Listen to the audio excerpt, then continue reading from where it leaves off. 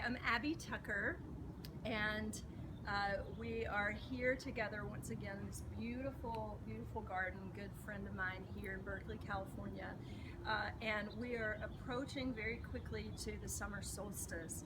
It's called Litha, and Litha is the point in the year when the two solstices, one in the winter and this one in the summer, where the sun appears to stay stationary in the sky for 3 days. It's same position.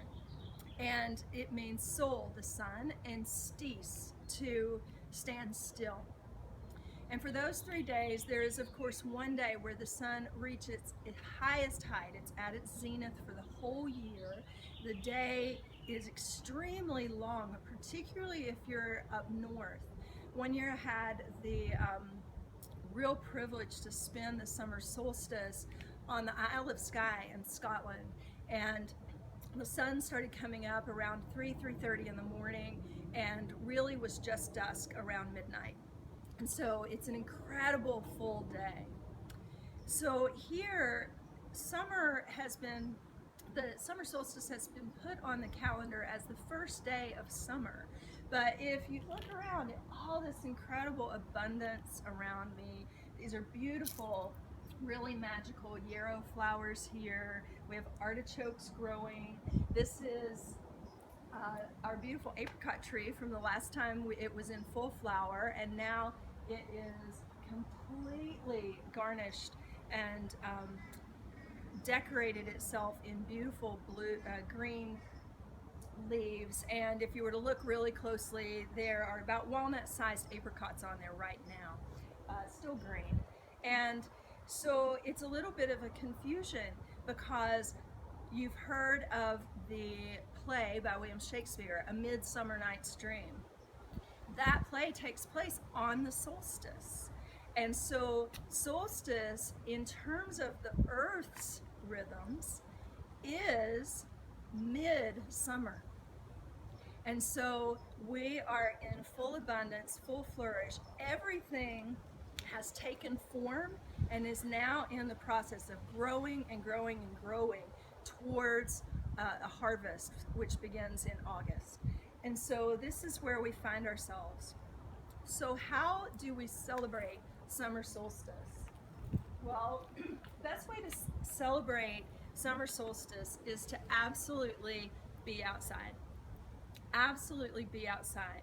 Now this year it's on Monday the 20th of June, late in the afternoon Pacific time, about 3 in the afternoon Pacific time. But you may have to work, and this is the real world, and we're trying to follow earth wisdom within our modern life. And so I really invite you to, on the day before, on Sunday, if you're not available on Monday, on Sunday, the 19th, clear your schedule. Clear your schedule so that you, with deep intention, decide to spend the entire daylight hours outside on that day.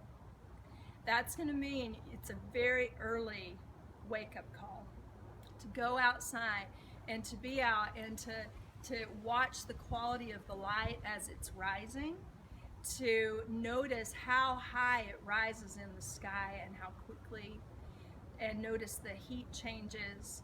Then in the middle of the day when it's hot, you're going to have to find some shade probably if you live in the hotter areas. Set yourself up somewhere beautiful that you can sit and enjoy and be with good friends, have lunch outside, and then going on throughout the day all the way until sunset and even through dusk, all the way through that period of what is considered light.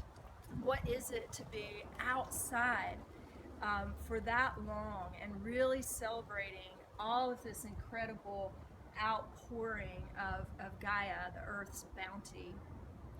One thing to do is you might want to find yourself during that day a nice spot, not in the highest part of the day when the sun's the most intense, but at some point during the day, and take a nice seat right onto the earth. So these are bricks and those are beautiful and up the earth, but I'm gonna scoot right here actually onto the soil and the ground, and to actually shed a little bit so that I'm getting direct life force energy right into my skin.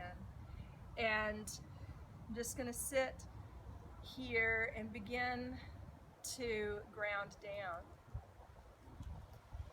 And as I ground down and just make a deep, deep connection to this earth beneath me, this great Mama Earth who is so generously giving us these amazing, beautiful flowers and the fruits of the trees, vegetables growing up from the earth, and the sunlight, long days to be savored and celebrated and enjoyed with good friends, with family, or in a really sweet way, just in solitude. And you can turn your palms upward towards the sky with your elbows bent, and press the head back and just lift the heart up, the eyes closed, upward towards the light of the sun.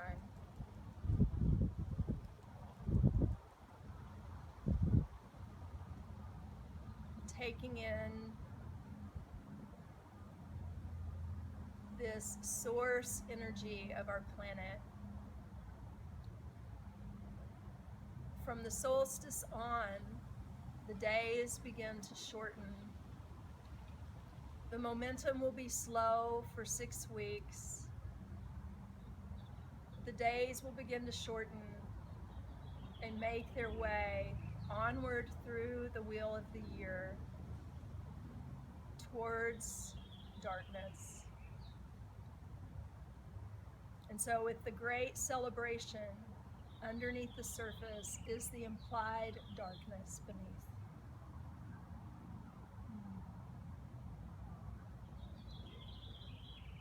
And you can stay there on the solstice or the day before as long as you want, taking care, making sure you don't get burned.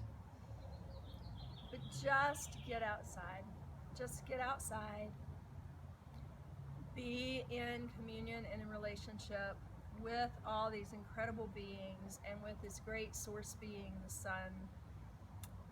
And we will come together once again for more earth practices 3 months from now on the fall, the autumnal equinox, where this whole area will look different once again.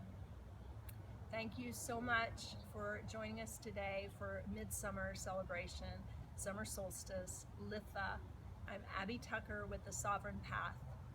Thank you.